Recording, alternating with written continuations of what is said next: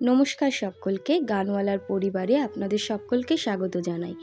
আশা করি আপনারা সকলে ভালো আছেন, আমিও ভালো আছি। আজকে আবার একটা নতুন ভিডিও নিয়ে আপনাদের সামনে হাজির হলাম।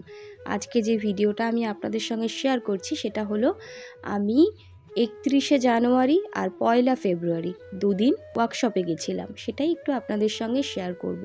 পুরোটা তো শেয়ার করা সম্ভব নয়, তবে যতটা পারবো শেয়ার করব। ভিডিওটার কটা পার্ট হবে, দুদিন হয়েছিল, তো কটা পার্ট হবে আমি এই মুহূর্তে বলতে পারছি না। তবে আপনাদেরকে আমি রিকোয়েস্ট করব ভিডিওগুলো দেখার এবং পুরোটা দেখার। এই ওয়ার্কশপটার আয়োজন করেছিল, মানে এই কর্মশালাটার আয়োজন করেছিলেন যারা, চ্যানেল 1, তারা টিভি, আমাদের সকলের প্রিয় স্যার শুভেন্দু মাইতি স্যারের পান্থবাদক এবং সহজিয়া দেব চৌধুরীর যে দল আছে সহজিয়া, সকলের যৌথ উদ্যোগে এই ওয়ার্কশপ আয়োজন করা হয়েছিল। ওয়ার্কশপে আমরা যাদেরকে পেয়েছি, এই কর্মশালায় আমরা যাদেরকে পেয়েছি তারা হলেন কিরণচন্দ্র রায় এবং চন্দনা মজুমদার। এনাদের সম্পর্কে আমার কিছু বলার নেই, আমার বলাটা একটা ধৃষ্টতা। শুধুমাত্র আমার ব্লগ তো অনেকেই দেখেন, যারা গান করেন তারাও দেখেন, যারা গান করেন না তারাও দেখেন। তো একটু বলি, কিরণচন্দ্র রায় আমরা সকলেই জানি ভীষণ পপুলার একটা গান, আমার ভিতর ও বাহিরে অন্তরে অন্তরে, এই গানের সুরকার। আর চন্দনা মজুমদার ভীষণ ফেমাস একটা গান, সোনারও পালঙ্কের পরে লিখে রেখেছিলাম দ্বারে, এই গানটি যার, আশা করি বুঝতেই পেরেছেন। এই ওয়ার্কশপের ভিডিওগুলো যেরকম ব্লগিং হয় সেই রকম হবে না, একটু অন্যরকম হবে। আমার কথা বলার কোনো প্রয়োজন নেই, আপনারা শুধু দেখুন। আমি মুগ্ধ হয়েছি, অনেক কিছু শিখেছি। সবটা আপনাদের সঙ্গে শেয়ার করতে পারবো না, তবে যতটা পেরেছি আপনাদের সঙ্গে শেয়ার করার চেষ্টা করেছি। দুটো দিন অসম্ভব সুন্দর কাটালাম।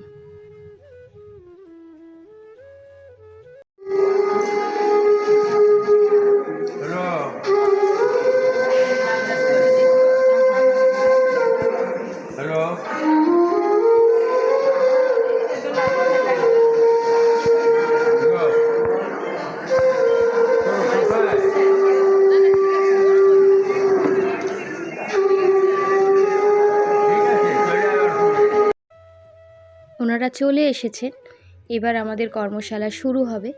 দেখতে থাকুন। এই কর্মশালা নিয়ে যা বলবো, যত বলবো ততই কম বলা হবে।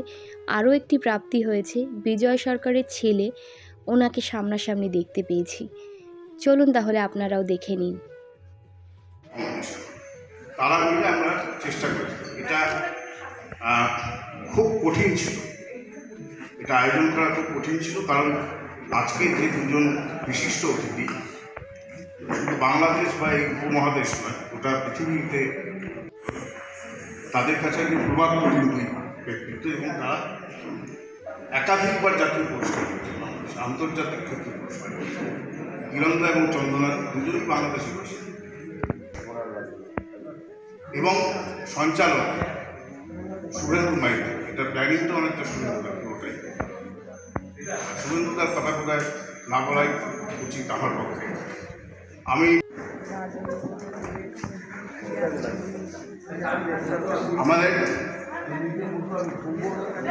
না ওখানে বসে ওটা দিচ্ছি, হ্যাঁ কেন আমার ঠিক আছে। বিকল দ্রুত ব্যালেন্সগুলো করে ফেল। আচ্ছা, শুভেন্দুদাকে একখানা হটলেস,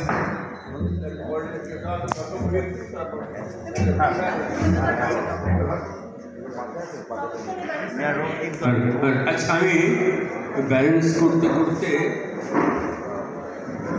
একটা কথা বলিনি। এমনিতে বাঙালির একটা জাতীয় বৈশিষ্ট্য আছে, যে বাঙালির জীবন দর্শন আছে, সেটা হলো ঘড়ি আমাকে কিনেছে না আমি ঘড়ি কিনেছি।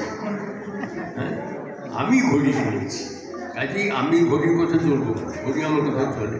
কাজেই সেই স্বাভাবিক কারণে আমাদের একটা 1 ঘন্টা বিলম্ব হয়েছে। এটা বাঙালি তার জাতীয় চরিত্র নিয়ে হয়েছে, নতুন কিছু নয়।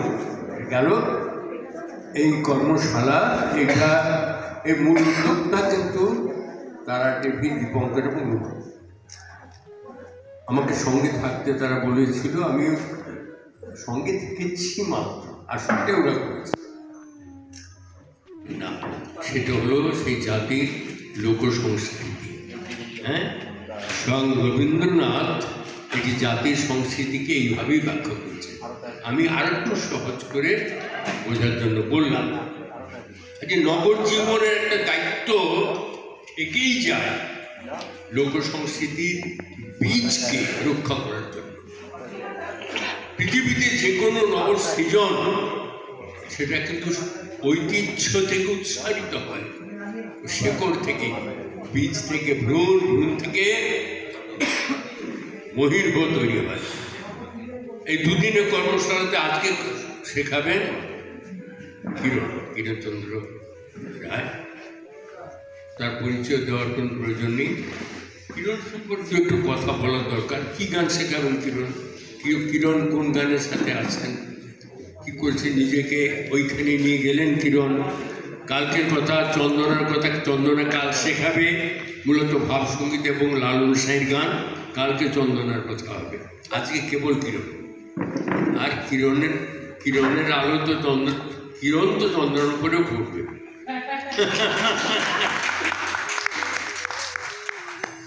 কিরণ এক ব্যতিক্রমী শিল্পী। কিরণকে কি লোকসঙ্গীত শিল্পীর আখ্যা দেবো? আমি পুরোপুরি এরকমটা বলতে রাজি হই। কিরণ হলো আসলে যে বলেছি, যে কোনো অবসৃজন ঐতিহ্য থেকে উৎসারিত হয়, শেকড় থেকে, ওই দৃশ্যমান অংশ। কিরণের গানে একটা অদ্ভুত নাগরিক অবয়ব, নাগরিক চেহারা আছে। তার বাণী শব্দে, তার রচনাতে, তার সুর সৃষ্টির ভেতরে একটা নাগরিক প্রতিচ্ছায়া আছে, কিন্তু অদ্ভুতভাবে তার সমস্তটাই রসটা, তার জীবন রস, প্রাণ রস। কিরণ কিন্তু সারা জীবন সংগ্রহ করেছে বাংলার লোকায়ত সংস্কৃতি থেকে। যে পথে চলেছেন শচীনদেব বর্মন, আমি বলবো ওই একই প্রায় পথের পথিক কিরণ। আর কিরণ যদি অনুমতি দেয়, আপত্তি না করে, আমি বলবো যে শচীনদেব বর্মন যদি দ্রোণাচার্য হন, কিরণ তার একলব্য শিষ্য।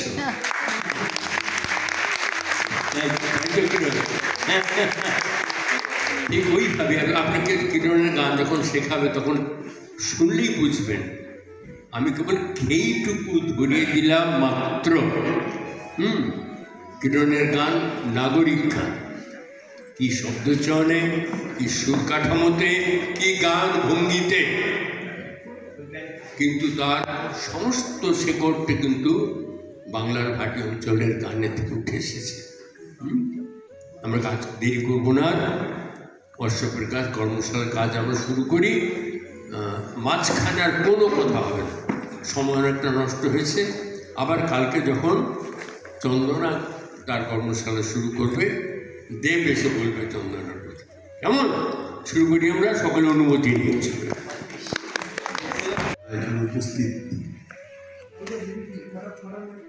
আমার চেয়ে যারা বয়সে বড় তাদের প্রতি প্রণাম, যারা ছোট তাদের প্রতি স্নেহ, আদর, ভালোবাসা। আমি জানি এখানে সবাই গানের মানুষ এবং প্রাণের মানুষ। শুভেন্দুদা আমার পরম শ্রদ্ধেয়,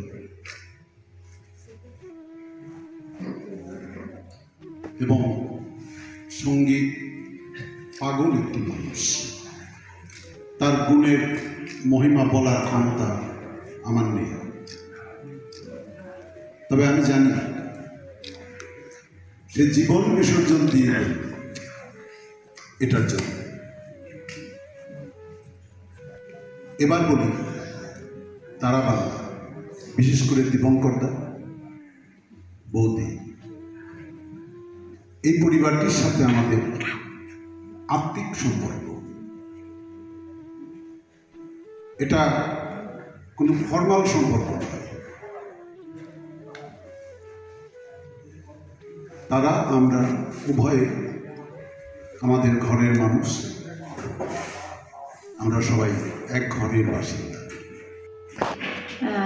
আমি প্রথমেই আমার গুরুজন রয়েছেন,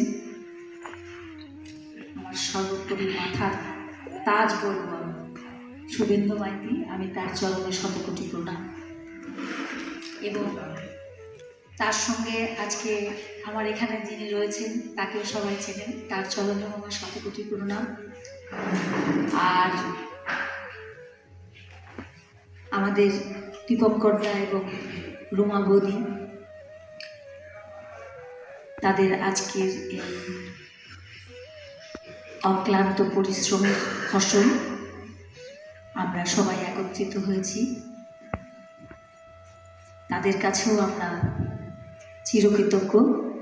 এবং আজকে যারা এখানে রয়েছেন আমার বড়, তাদের চরণে আমার প্রণাম, এবং ছোট যারা রয়েছে তাদেরকে আমার ভালোবাসা, শুভেচ্ছা।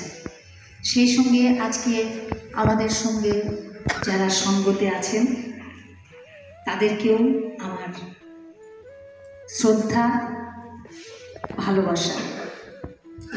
তো যাই হোক, কথা আর বেশি বাড়াবো না, গান হবে, কথা হবে। তো আমি কিরণবাবুকে বলছি আজকে শুরু করে দেওয়ার জন্য। আপনারা সবাই অনেকটাই দেরি হয়ে গেছে, সবাই বসে আছেন কষ্ট করে। যাই হোক, সবাইকে ধন্যবাদ।